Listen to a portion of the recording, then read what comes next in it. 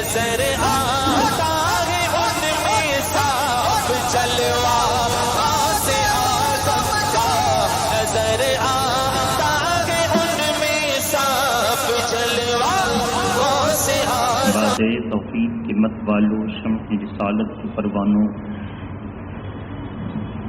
غوث و خواجہ و رضا کے دیوانوں، السلام علیکم ورحمۃ اللہ وبرکاتہ۔ الحمد للہ نحمده ونستعینه ونستغفره ونؤمن به ونتوکل علیہ ونعوذ باللہ من شرور انفسنا ومن سیئات اعمالنا، من یهده اللہ فلا مضل له ومن يضلله فلا هادي له، ونشهد ان لا اله الا الله وحده لا شريك له، ونشهد ان سيدنا محمدا عبده ورسوله، اما بعد فاعوذ باللہ من الشیطان الرجیم، بسم اللہ الرحمن الرحیم۔ ان الصلاۃ تنہی عن الفحشاء والمنکر، وقال اللہ تبارک وتعالی فی القرآن المجید، وقوموا للہ قانتین، وقال اللہ تبارک وتعالی فی القرآن المجید، الا ان اولیاء اللہ لا خوف علیہم ولا هم یحزنون، الذین آمنوا وکانوا یتقون۔ صدق اللہ العلی العظیم، وبلغنا رسولہ النبی الامین المکین الکریم۔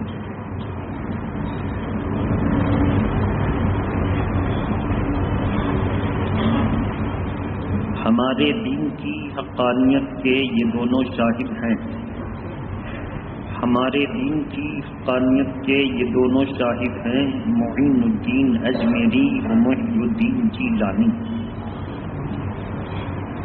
اور واہ کیا مرتبہ اے غوث بالا تیرا،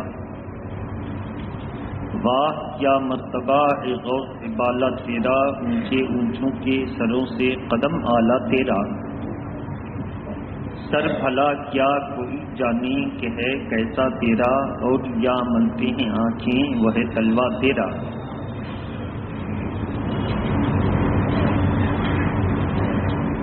اور راہزن بھی بن گئے ابدال چشم فیض سے، راہزن بھی بن گئے ابدال چشم فیض سے، باعث تزئین عالم ہے نظام غوث پاک۔ عزیزان ملت اسلامیہ، آج کی اس محفل نور میں گزشتہ سے منسلک قرآن مقدس کی آیتوں کو پڑھا اور اسی کو سرمایہ سخن بنایا ہے۔ ساتھ ہی 5ویں صدی ہجری اور 6ٹھی صدی ہجری کے عظیم اور مقبول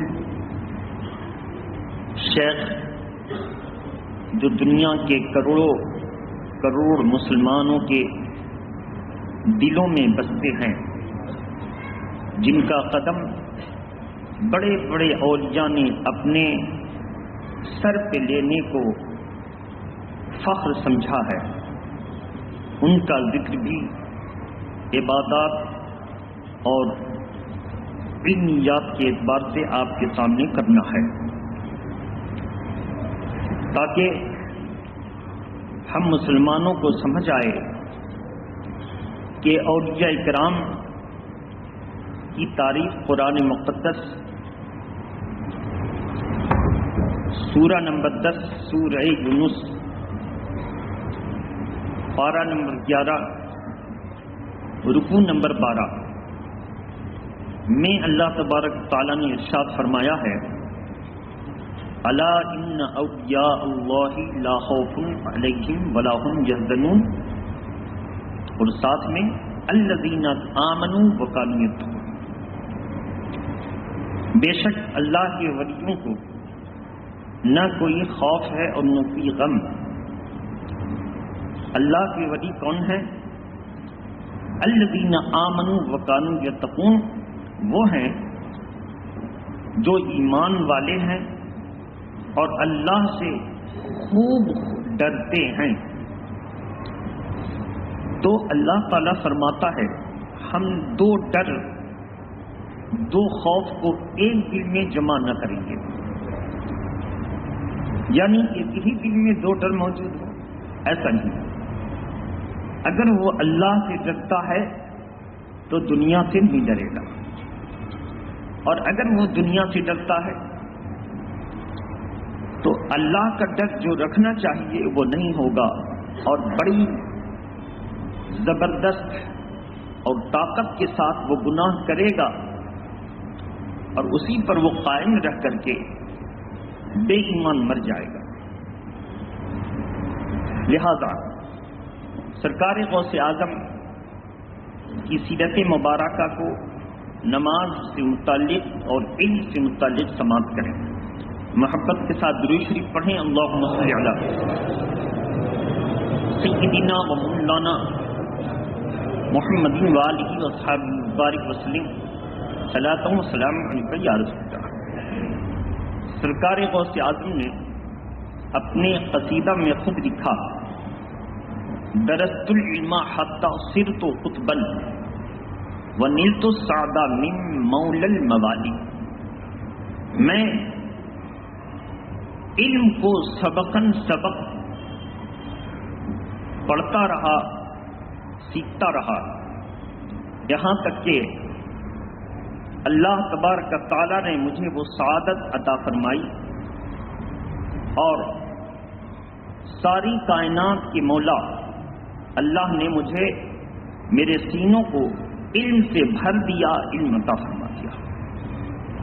کسی نے سرکار غوث اعظم سے پوچھا کہ اس کے پاس علم بہت کم ہے مگر وہ ریاضت و مجاہدہ کرتا ہے، اس کا کیا حکم ہے؟ کہا کہ سب سے پہلا کام ہونا چاہیے علم حاصل کرنا۔ اگر علم نہ ہوگا تو طہارت کس کو کہتے ہیں، نجاست کیا ہوتی ہے نہیں معلوم۔ علم نہ ہوگا تو وہ کسی شیطان کے وسوسے پر پھولا نہ سمائے گا اور ایمان بھی کھو بیٹھے گا۔ مثلا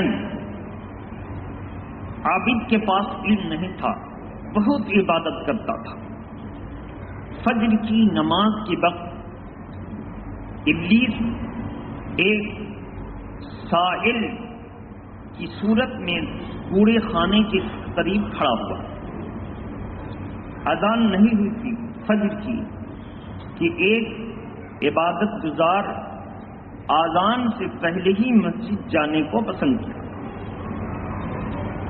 وہ شیطان انسان نما ایک شیشی لے کے کھڑا تھا، اس نے پوچھا کہ عابد صاحب آپ بہت خوبصورت نظر آ رہے ہیں، نمازی ہیں، اب اس کے پاس علم نہیں تھا، کوئی اس طرح کہا، پھول گیا۔ شیطان انسان کی صورت میں ہاتھ میں شیشی لے کر سوال کرتا ہے کیا اللہ تعالیٰ اس میں پوری دنیا کو داخل فرما سکتا ہے؟ اس نے کہا کہ بڑے بیوقوف معلوم ہوتے ہو۔ بے علم عابد نے کہا بڑے بیوقوف معلوم ہوتے ہو، اتنی بڑی دنیا اس شیشے میں کیسے آ سکتی ہے؟ کب بس یہی پوچھنا تھا، اب آپ جا سکتے ہیں۔ نماز کے وقت قریب تھا، ایک عالم مسجد جانے کی فکر میں بڑی کساں کساں چلے جا رہے تھے۔ کہا ذوالفقار عالم صاحب ذرا ایک مسئلہ پوچھنا ہے۔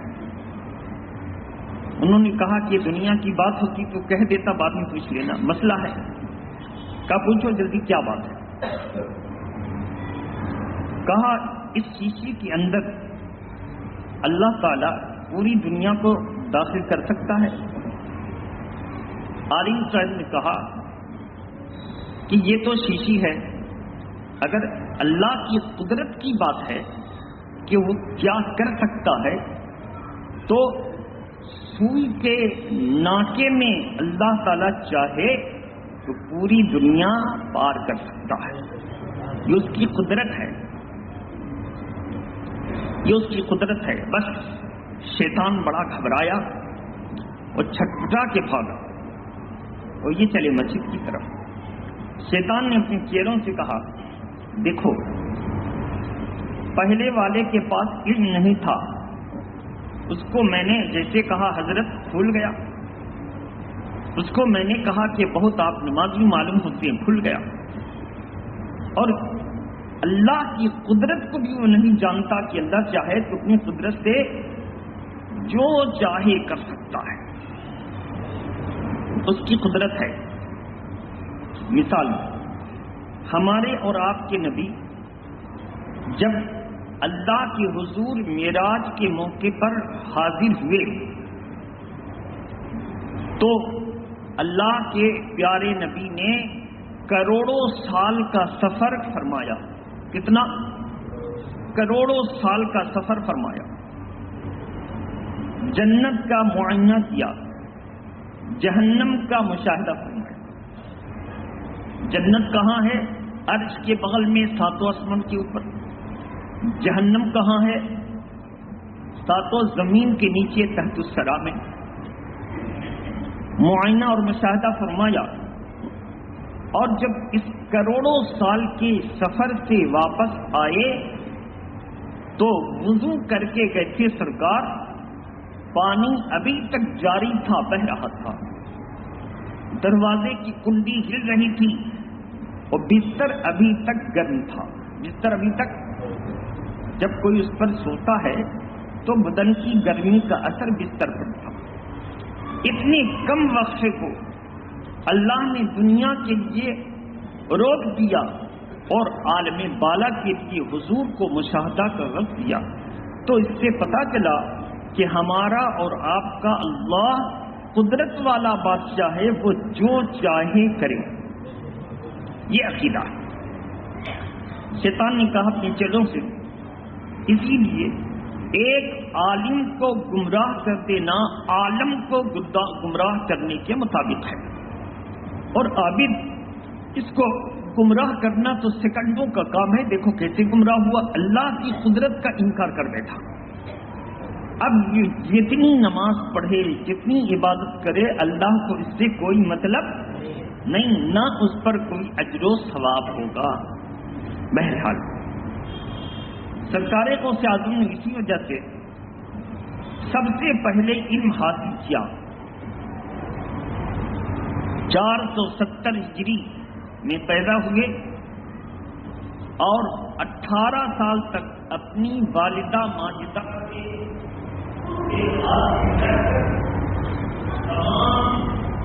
عقائی علوم کو حاصل کر دیا. ایک دن ہل بیل لے کر گئے. والدہ نے کہا بیٹا آبائی پیشہ ہے کھیتی باڑی، اب آپ تھوڑا اس معاملے بھی دھیان دیجیے. سرکار غوث اعظم نے بیل کی دم پکڑی جیسا کہ لوگ کرتے ہیں تاکہ وہ تیز بھاگے،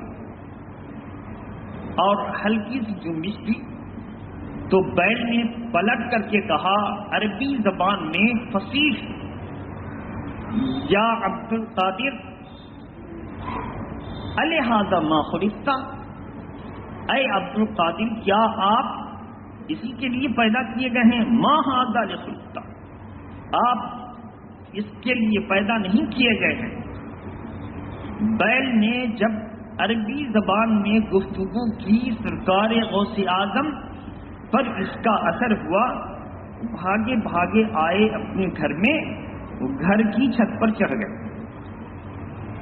گئے تو اللہ تبارک تعالیٰ نے شیخ عبد القادر جیلانی کی آنکھوں سے کثافت دور فرما دی، پردہ ہٹا دیا. کیا دیکھتے ہیں کہ حجاج اکرام میدان عرفات میں لبیک اللہم لبیک کی صدا لگا رہے ہیں. کہاں؟ عراق. اور کہاں حجاز مقدس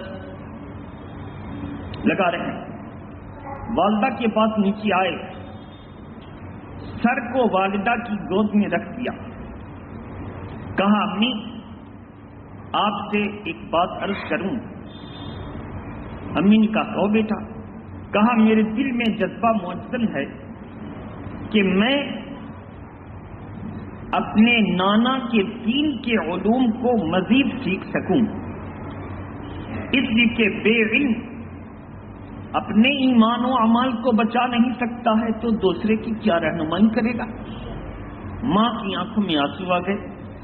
کہا بیٹا ہم کو پتا تھا کہ جو واقعی اللہ کے نبی کا وارث بنتا ہے تو اللہ تبارک تعالیٰ اس کو شریعت کے علوم عطا فرما دیتا ہے۔ یہی میرا عادت ہے، جاؤ میں اپنا حق معاف کرتی ہوں اور تم کو اللہ کی راہ میں اللہ کے سپرد کرتی ہوں۔ سرکار غوث اعظم فرماتے ہیں بچپن میں مجھے بچے کہتے آؤ عبد القادر ساتھ میں کھیلیں۔ سرکار غوث اعظم فرماتے ہیں میں ابھی اپنے ارادے کو عملی طور پر پورا نہ کر سکا ہوتا کہ آواز آتی الیہ یا عبد القادر، الیہ یا عبد القادر، اے عبد القادر میرے پاس آؤ، میری طرف آؤ، میرے پاس آؤ۔ اس غیبی آواز کو میں سنتا اور میں اس غیبی آواز کو سن کر کے والدہ کی گود میں جا کر سر رکھ دیتا، کچھ سکون ملتا۔ امی سے کہتا کہ میری امی میں یہ آواز برابر سنا کرتا ہوں۔ والدہ سمجھ گئی کہ یہ حادث غیب کی آواز اللہ کی طرف سے ہے۔ الغرض 18 سال کی عمر میں ماں نے اللہ کے سپرد کیا، بغداد شریف پہنچے اور انہوں نے وقت کے بڑے عالم پیشوا حضرت سیدنا حماد ابن مسلم دباس کی خانقاہ پر اترے اور اس کے علاوہ بھی کئی بڑے بڑے اساتذہ علم و فن سے اپنے علم کی تشنگی کو مٹائی اور علم کی پیاس کو بجھا دیا۔ فرماتے ہیں کہ میں 30 سال تک تمام علوم و فنون کو حاصل کرتا رہا اور پھر ان علوم و فنون کو میں 31 سال تک اللہ کے بندوں میں بانٹتا رہا۔ 30 اور 31 کتنے ہو گئے؟ 61 سال ہو گئے۔ سرکار غوث اعظم رضی اللہ تعالی عنہ کی بارگاہ میں کوئی آتا کہ مجھے آپ مجاہدہ کرا دیجیے، مطلب نماز، تہجد، وظیفہ، وظائف اور پرہیز، شک والی چیزوں سے بھی پرہیز۔ شک ہوا کہ پتہ نہیں کیسا ہے، بس پرہیز، نہ کہا اچھا نہ کہا خراب، بچ گئے۔ اتنا پرہیز کیا کہ انہی لوگوں کی شان میں اللہ نے قرآن مجید کی آیت اتاری، الا ان اولیاء اللہ لا خوف علیہم ولا هم یحزنون الذین آمنوا وکانوا۔ اللہ کے ولیوں کو نہ کوئی خوف نہ کوئی ڈر، اور اللہ کے ولی وہ ہیں جو ایمان والے ہیں اور اللہ سے ڈرتے ہیں، اللہ سے ڈرتے ہیں۔ پوری انگلی میں انگوٹھی پہن لینا، بڑے بڑے مالائیں گلے میں ڈال لینا، لمبے لمبے بال کر لینا، چونٹا چھوٹا لے کر کے آدمی کو دھوکہ دینا، یہ شریعت نہیں ہے۔ شریعت وہی ہے جس پر غوث اعظم چلے، وہ شریعت ہے۔ کسی نے پوچھا حضرت یہ لوگ معرفتیہ والے ہیں اور کہتے ہیں کہ شریعت سے کوئی نفع نہ پہنچے گا، معرفت یعنی اللہ کی پہچان کرنی۔ کہا معرفت کیا ہے؟ تو جواب ملا من عرف نفسہ فقد عرف ربہ، جس نے اپنے کو پہچان لیا اس نے اللہ کو بھی پہچان لیا. اپنے کو پہچاننا مطلب ہم یہاں دنیا میں آئے اللہ کی عبادت کے لیے. یہ ہے پہچان. کیا ہے؟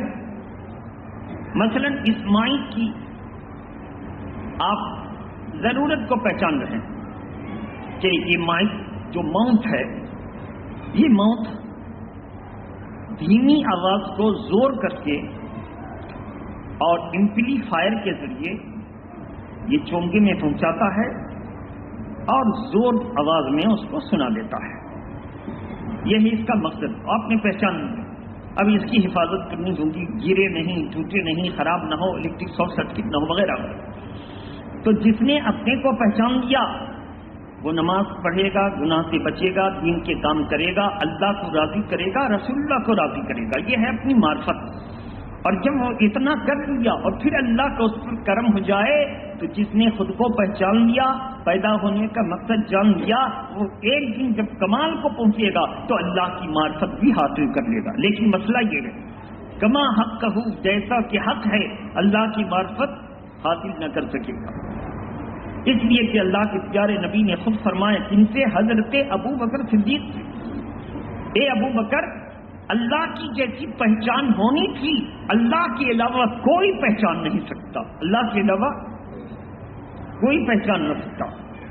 بہرحال تو میرے محترم اب سوال یہ ہے کہ میرے آقا نے ابو بکر صدیق کو مخاطب کر کے کیوں کہا؟ عمر فاروق اعظم کو کہہ دیتے، عثمان غنی کو کہہ دیتے، علی کو کہہ دیتے. جواب اس لیے کہ صحابہ میں سب سے افضل درجہ ان کا ہے سیدنا ابو بکر صدیق. تو اس سے ثابت ہوا کہ صحابہ میں سب سے افضل سے میرے آقا نے کہا کہ اللہ کی جیسی پہچان ہونی تھی اللہ کے علاوہ کوئی نہیں پہچانتا. تو اب طے ہو گیا کہ جب اول درجے کے صحابی اللہ کی معرفت کا حق ادا نہ کر سکے تو اور کون کر سکتا ہے؟ اول درجے کا صحابی. درود پاک پڑھیں اللہم صلی علی سیدنا و مولانا محمد وآلہ وصحبہ بارک وسلم. صلاۃ و سلام علیک یا رسول اللہ صلی اللہ علیہ وآلہ وسلم. تو بہرحال سرکار غوث اعظم نے 18 سال کے بعد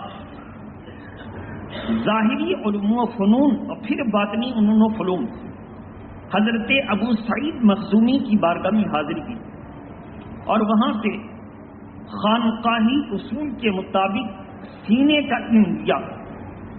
عالم کی بارگاہ میں آئے کتاب کا علم دیا اور صوفی کی بارگاہ میں گئے تو سینے والا علم دیا. دونوں کو ملایا، کہا کہ میرے سینے میں جو علوم ہے وہ بے شک کتابی علوم شریعت کے مطابق ہے. جو شریعت کا علم حاصل نہ کر سکے وہ سینے کے علم کا محافظ نہیں ہو سکتا، ضائع کر دے گا. کیا کر دے گا؟ ضائع کر دے گا. جیسے امام بایزید بستامی، انہوں نے تسبیح گنتے گنتے گنتے تسبیح کو کنارے رکھ دیا اور کہا کہ اب ہم تسبیح دانوں پر اللہ کا ذکر شمار نہیں کریں گے، انگلی پر بھی شمار نہیں کریں گے. خادم نے کہا تسبیح دانے لے آئیں، کہ ضرورت نہیں، کنارے کر دو. اس سے بعض ان کے قریبیوں نے سمجھا کہ تسبیح دانے پر اللہ کا ذکر کرنا صحیح نہیں. کیا ہے؟ صحیح نہیں. کسی نے کہا ناجائز ہوگا اس لیے کنارے کر دو. کچھ دن کے بعد ان کے خادم نے پوچھا حضرت، کہا کہ تسبیح دانے پر اللہ کا ذکر شمار کرنا یہ حضرت ام سلمہ کی سنت ہے. کن کی سنت ہے؟ ام سلمہ کون ہے؟ حضور کی زوجہ، ان کی سنت ہے. کہا اس وقت کیا یہ تسبیح دانے تیار ہوئے؟ کہا سنو تو صحیح. حضرت ام سلمہ کھجوروں کی گٹھلیوں کو گن کر کے رکھ لیا تھا چمڑے کی تھیلی میں، اور وہ اسی پر اللہ کا ذکر شمار کرتی رہتی تھی گٹھلیوں پر. اس وقت تسبیح دانے کو سوتے اور پلاسٹک کی رسی میں گتھنے کا دور نہیں تھا، یہ ابتدا تھا۔ سرکار کی نظر پڑی، کہا میں سلمہ کیا کر رہی ہے؟ کہا ان گٹھلیوں پر اللہ کا ذکر کر رہی ہوں، تسبیح پڑھ رہی ہوں۔ کہا اللہ تعالیٰ پر اس سے پتہ چلا کہ سرکار کی نظر سے تسبیح دانوں پر تسبیح اور تنبیہ اور تکبیر اور تحمید اور تہلیل پڑھنے کا دور شروع سے تھا، بعد میں اس کی نئی شکل آئی اور ڈورا لگا کر کے ایک رسی میں پھرو دیا گیا۔ تو کیا پتہ چلا؟ پتہ یہ چلا کہ تسبیح پر اللہ کا ذکر کرنا جائز ہے، حضرت ام سلمہ کی سنت ہے، میرے آقا نے دیکھا مگر منع نہیں فرمایا۔ اب جس کو علم ہوگا وہ سمجھے گا، اور جو پیر کی کو دیکھتا رہے گا، ارے پیر کا جو مقام ہے وہ اپنا کر رہے ہیں، تمہارے لیے نہیں۔